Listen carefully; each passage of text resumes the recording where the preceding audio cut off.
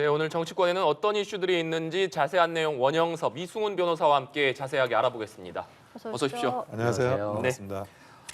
윤석열 대통령이 오늘 새해 첫 국무회의를 주재했습니다. 먼저 듣고 대담 시작하겠습니다. 이제는 우리 사회 곳곳에 숨어있는 비정상적인 폐단을 바로잡고 노동, 교육, 연금 등 3대 개혁을 강력하게 추진해 나가야 됩니다.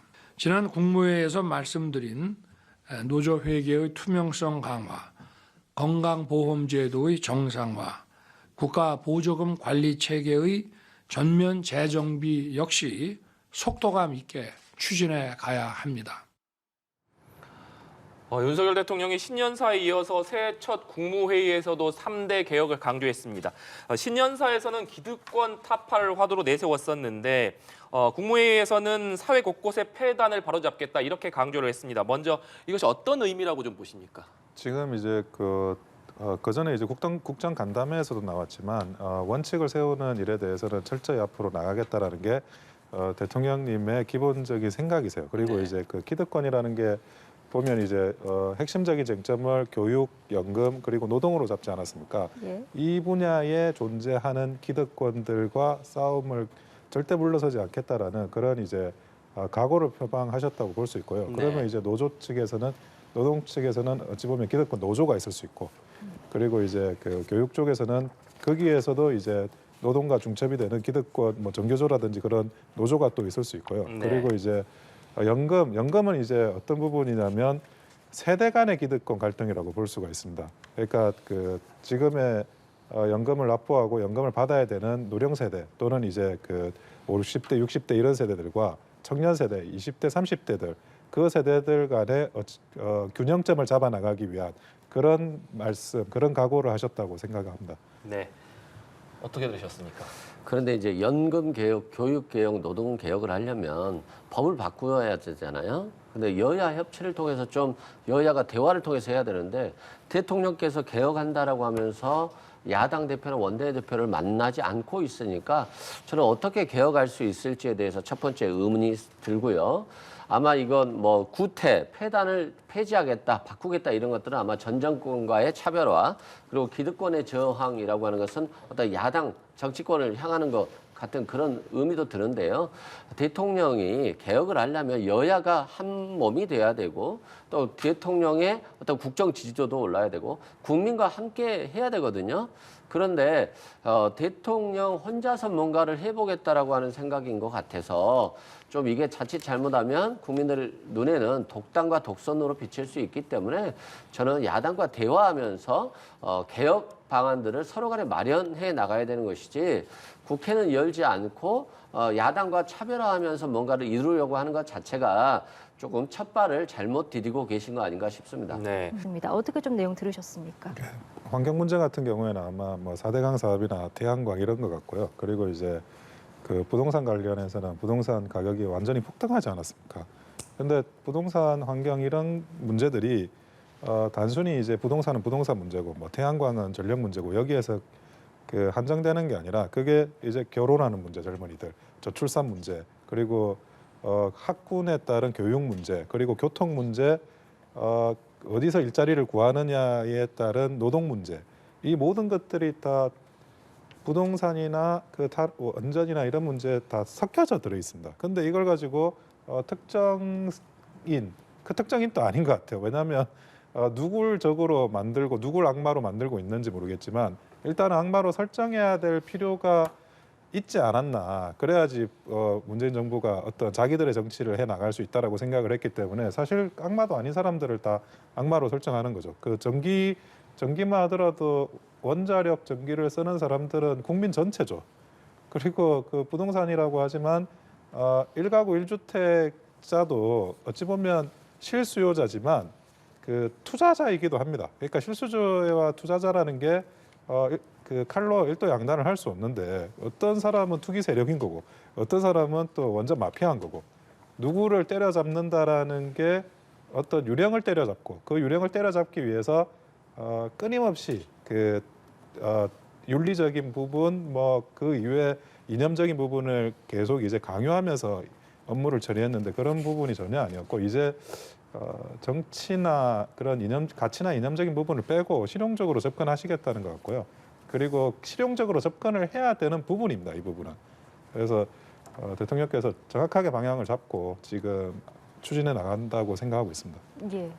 저는 부동산 문제와 관련해서 문재인 전 정부가 시장 경제를 조금 외면한 측면은 있었어요. 왜냐하면 너무나도 부동산 가격이 오르니까 이를 막아보려고 시도하다 보니까 정책들이 많이 남발되고 그래서 국민들의 비판을 받았다는 부분에 있어서는 분명히 반성할 부분은 있는 것 같아요. 다만 부동산 가격 폭등은 전 세계적인 상황이었어요.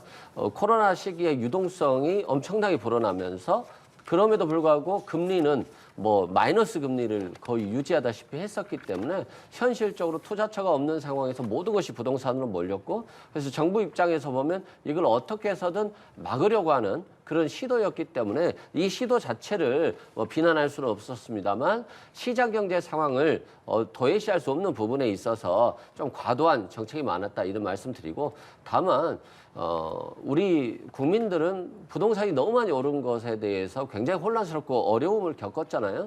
그런데 불과 얼마 지나지 않아서 지금 저금리가 되고 고금리가 되고 금리가 올라가니까 갑자기 부동산 가격이 폭락하니까 모든 규제를 완화한다고 하는데 이런 것들은 향후 그렇게 좋지는 않다고 생각해요. 1인 1가구 주택이 원칙이고 다가구가 필요하겠습니다만 한 가구당 3채, 4채, 5채를 가질 이유는 없거든요. 이게 투기로 이용되는 것은 안 되는데 다주택자를 무작정 중과세를 폐지하는 것들은 굉장히 앞으로 향후 또 몇 년 뒤에 저금리가 되면 다시 부동산이 폭등할 수가 있기 때문에 저는 지금 현재에 있어서 아주 얼마 만에 바로 이렇게 부동산 정책을 변화시키는 것들은 저는 그렇게 바람직하지 못하다 이런 생각이 들고요.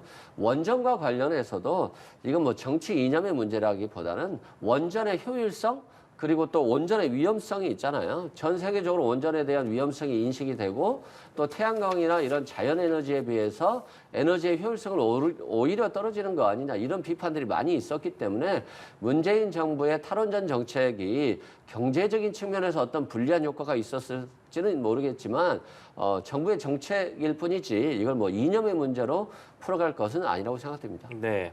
주제를 좀 바꿔보겠습니다. 이 총선이 1년여 앞으로 다가온 상황인데 윤석열 대통령이 신년 언론 인터뷰에서 중대선거구제의 필요성을 얘기를 했습니다.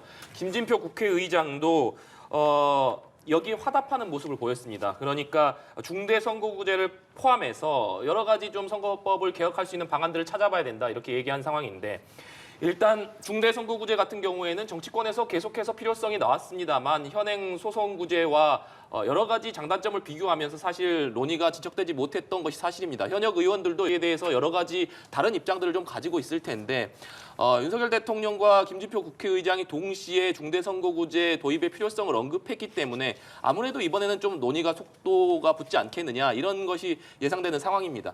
어떻게 좀 전망을 하십니까?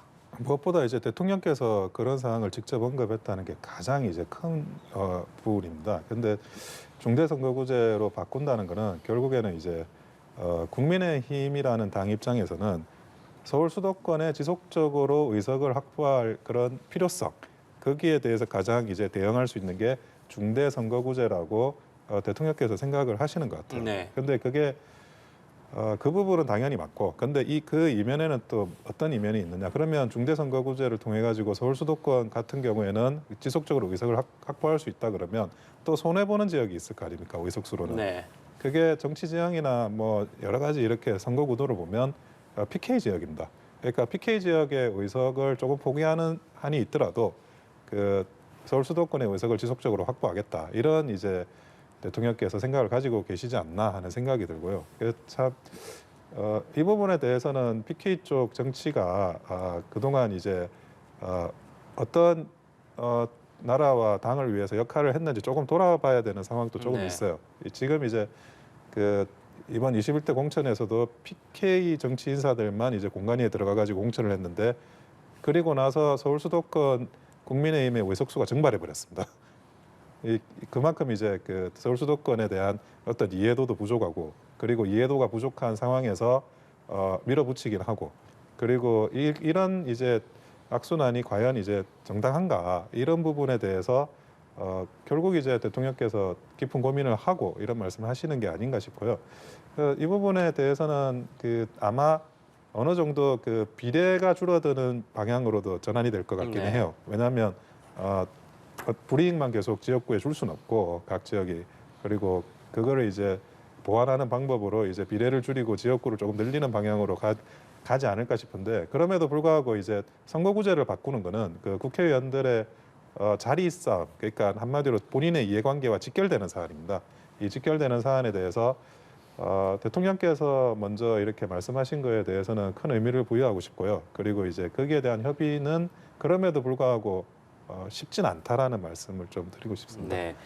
쉽지 않을 것이다 얘기를 해주셨는데 말씀해 주신 대로 선거법 개정 같은 경우에는 총선 1년 전까지 완료돼야 되기 때문에 앞으로 3개월 정도밖에 남지 않은 상황입니다. 시간적으로 여유가 많지 않은데 각 의원들의 이해관계가 첨예하게 엇갈리는 상황이기 때문에 김진표 국회의장과 윤석열 대통령이 이것의 필요성을 강조했음에도 불구하고 논의가 쉽게 이루어질 수 있겠느냐 이런 생각이 들거든요. 실상 이제 3개월밖에 안 남았기 때문에 정말 어렵죠. 그런 측면에서 대통령이 이런 것들을 국정 전환의 한 목소리로 한 거 아닌가 이런 의심은 되지만 다만 우리가 정치에 대한 국민들의 불신이 너무나도 지속되는 상황에서 어떤 정치 개혁이나 선거 개혁에 대한 얘기는 없이 그저 그냥 상대방 비난에만 몰두하고 있었기 때문에 네. 저는 이런 시도 자체는 굉장히 좋다고 봐요.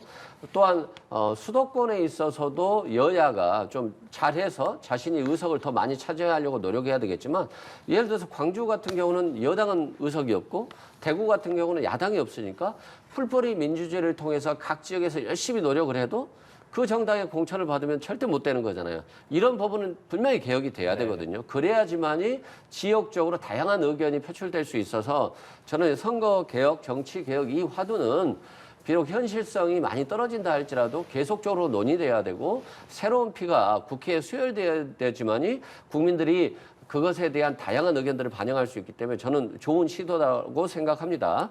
또한 석패율제라든가 아쉽게 떨어진 사람들 지역에서 또는 권역별 비례대표제를 통해서 비례대표제를 개선한다든가 이런 것들이 저는 적극적으로 좀 논의가 됐으면 좋겠다. 그냥 여야 나눠먹기로 이런 논의만 하다가 결국에는 제자리 찾아가는 것보다는 선거 개혁은 분명히 있어야 되고 국회에 우리가 정당 보조금을 주잖아요. 그래서 국회의원들이 너무 편하게 정치를 하고 또 후원금 제도가 있잖아요. 그런데 그러면 국민들을 위한 정치를 많이 해야 되는데 국민을 바라보는 것이 아니라 당대표를 바라보거나 대통령을 바라보는 정치가 되고 있거든요. 이번에 국민의힘도 당협위원장 새로 뽑았습니다만 대부분이 친윤 인사가 되고 검사 출신이 많이 됐기 때문에 역시 진윤 감별을 하고 있다. 이런 비판이 있잖아요. 그래서 저는 정당 보조금을 받는 국회가 또는 각 정당이 정말로 국민이 바랄 수 있는 선거 개혁을 통해서 국민들이 원하는 사람들이 국회로 들어가 줘야 되거든요. 이런 절차들에 대한 개선이 굉장히 필요한 것은 맞다 말씀드립니다. 예, 알겠습니다. 국민의힘 이야기도 해보겠습니다. 국민의힘 전당대회가 2달 앞으로 다가오면서 각종 당대표가 누가 적합한지에 대한 여론조사 결과들도 나오고 있는 상황인데요. 국민의힘 지지층을 대상으로 한 여론조사에서는 나경원 전 의원이 두각을 드러내고 있습니다. 나 전 의원의 오늘 목소리 듣고 대담 이어가도록 하겠습니다. 김장연대니 또 뭐 무슨 관저 만찬이니 이런 여러 가지 이야기들이 있었는데요. 예. 저는 윤심을 존중해야 되는 건 맞습니다. 그런데 그거는 윤 대통령 정부 성공을 뒷받침하는 그런 윤심이죠. 예. 이게 뭐 대통령께서 누구 당대표 시키고 싶다 이런 걸로 가서는 안 된다고 생각을 하고요. 그리고 대통령께서 저한테 인구 문제 업무를 맡기셨기 때문에 이런 부분에 대해서는 충분히 말씀을 또 나눠야 되지 않나 이렇게 생각을 합니다. 네, 아직까지 출마 여부를 밝히지 않고 있는 나 전 의원인데 일단 다수의 여론조사에서 국민의힘 지지층은 나경원 전 의원을 선택을 했습니다. 그러다 보니까 뭐 이른바 김장연대가 나 전 의원에게 손짓을 보내는 기류도 좀 포착이 되기도 했는데 나 전 의원은 일단 연대 가능성에 대해서는 인위적 정치공학 좋아하지 않는다 이렇게 선을 그은 상황입니다. 지금 상황 좀 어떻게 보시는지요? 우선은 이제 국민의힘의 전당대회는 나경원 의원이 출마 선언을 하느냐 그 이전과 이후로는 아닙니다. 일단은 출마 선언을 하겠다고 하면 그 다음부터 조사가 되는 모든 데이터가 의미가 있는 데이터고요. 예. 출마를 하지 않겠다라고 선언을 하더라도 그 이후에 조사되는 데이터가 실제로 의미가 있는 데이터입니다. 그래서 지금 이제 나오는 데이터들은 진짜 참고 사항이고 글자 그대로 그 나경원 의원의 어떤 선언이 지금 가장 중요한 그 순간이 될 것 같습니다. 그래서 나경원 의원의 선언이 중요한 이유는 여러 가지가 있는데 첫째는 이제 결국 나경원 의원은 대통령께 그 자기의 출마를 의사타진을 할 수밖에 없거든요. 왜냐하면 지금 이제 벌써 그 장관급직을 2개나 받고 있는 상태에서 이 장관급직에 대한 처신 문제를 어떻게 할 거냐 그 부분에 대해서 대통령과 상의를 할 수밖에 없어. 그러면 그 상의하는 과정에서 어떤 말씀을 하실 텐데 대통령께서 그러면 뭐 출마를 하시라거나 출마를 하지 마시라거나 출마를 하지 말고 뭐 누굴 지지하라거나 이런 그 여러 가지 많은 경우의 수가 있고 그 경우의 수가 이제 결국 이제 나경원 의원의 출마 선언 또는 불출마 선언으로 나타날 거라고 이제 보는 거죠. 그러면 그 다음에 정치 구도 전당대회 구도는 출렁일 수밖에 없다. 그리고 지금 이제 나경원 의원과 이제 김기현 의원의 뭐 연대론 이런 게 있지만 이 연대론의 실체가 나경원 의원이 주저앉고 김기현 의원이 나가겠다는 거지. 김기현 의원이 주저앉고 나경원 의원이 나가겠다는 거지. 사실은 이 연대론은 그 방향성도 전혀 정해지지 않은 거예요. 그냥 약간 모호하게 연대론이 흘러가고 있는데 통상 연대론을 이야기할 때는 1등 주자가 2등, 3등 주자나 다른 그 군소 주자들한테 요청을 하는 겁니다. 근데 그 2등 주자가 1등 주자한테 당신이 그만두시고 저를 밀어주세요. 이렇게 하는 연대론은 정치 현실에서는 존재를 할 수가 없거든요. 그러니까 이 연대론도 뭐 연대론 자체로서 의미가 있다 그러면 의미 있는 건지 모르겠지만 결국에는 이제 그 나경원 의원의 입장 표명, 그 선언, 거기에 이제 그 전당대회 모든 구조는 출렁일 수밖에 없다. 예. 그렇게 말씀드리고 싶습니다. 나경원 전 의원 같은 경우에는 윤석열 대통령과 어쨌든 논의를 해보겠다라는 취지의 발언을 했기 때문에 사실상 좀 출마 결심을 굳힌 게 아니냐라는 이야기도 있는 것 같습니다. 좀 어떻게 예상하십니까? 출마할 가능성이 아주 높다고 보여져요. 인위적으로 정치공학적으로 연대할 생각은 없다는 거잖아요.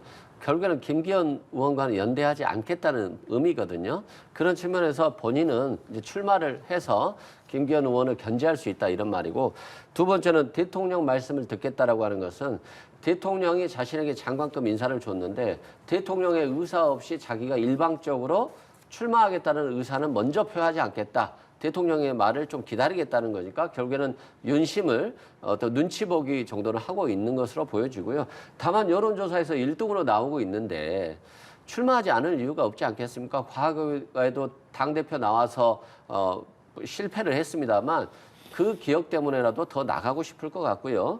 결과적으로 어떤 100% 당원 투표 그리고 결선 투표를 통해서 오히려 수혜를 보는 사람이 나경원 의원인 거 아닌가 싶어요. 김장연대하고 윤심 8위를 하고 있습니다만 결과적으로는 그렇게 급작스럽게 지지율이 변화가 없거든요. 그건 국민들에게 어떤 인지도 측면 그리고 당위성 측면에서 그렇게 김기현 의원이 매력적으로 보여지지 않는 거거든요. 그리고 당을 운영해야 되는데 마치 윤심에 몰려서 윤심 8위를 하는 사람들만 공천을 받을 수 있기 때문에 또 경계 심리도 많이 작동하거든요. 그런 측면에서 나경원 의원이 묘하게 좀 가운데 있는 분이 아닌가 싶고요.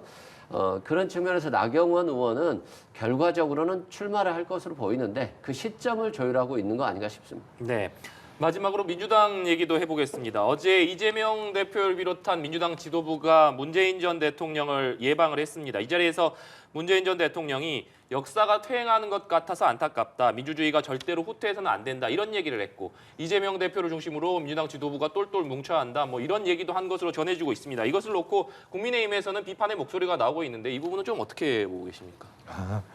근데 그래서 전직 대통령인데 어떻게 뭐 출마한 지가 얼마 안 된 새로운 정부지 않습니까? 그러면 이제 새로 이렇게 나와가지고 이야기하는 과정에서 조금 덕담도 하고 그리고 뭐 조금 이제 지적할 부분이 있다 그러더라도 한 9대1 정도로 9덕담 1지적 정도로 하는 게 전직 대통령의 어찌 보면 좀 통큰 모습이 아닌가 저는 그런 생각을 하고요.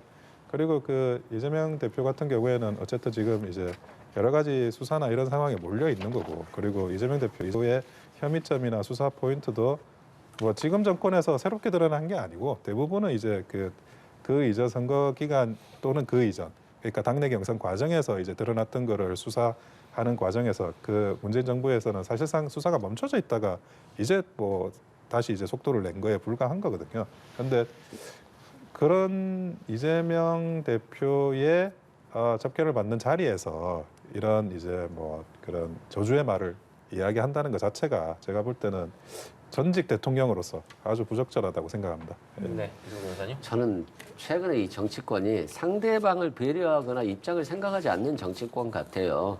아니 지금 시기에 덕담이 쉬운 게 아니에요. 왜냐하면 문재인 정부를 향해서 90명의 검사가 수사를 하고 있고 친명, 그러니까 이재명 대표를 향해서 60명의 검사가 수사하고 있다는데 이거 그냥 뭐 야당 탄압에서 탈탈 털겠다라고 하는 그런 시기잖아요. 그러면 수사는 하더라도 대통령이 검찰총장이 아니기 때문에 대화를 하면서 수사를 할 수도 있거든요. 근데 대화는 지금 6월 달인가요? 5월 달에 취임했잖아요. 그럼 지금 몇 개월째입니까? 7개월이 넘었는데 한 번도 보지 않으면서 수사만 집중하고 있기 때문에 사실상 뭐 적으로 간주하고 야당은 대화의 상대로 생각하지 않는 거잖아요. 그런 상황에서 덕담을 바란다?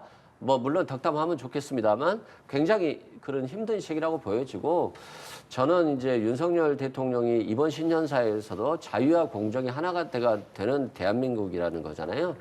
자유도 좋지만 자신의 자유가 아니라 상대방의 자유도 존중해야 되고 공정이라고 하는 것은 상대방에게만 공정을 요구하는 게 아니라 내 자신에게도 공정해야 되는 거거든요. 그런 측면에서 자유와 공정이 대한민국 국민을 아우르는 자유와 공정으로 좀 가는 2023년이 됐으면 좋겠다 말씀드립니다. 알겠습니다. 저희 오늘 두 분 말씀 여기까지 듣도록 하겠습니다. 지금까지 원영섭, 이승훈 변호사와 함께했습니다. 말씀 고맙습니다.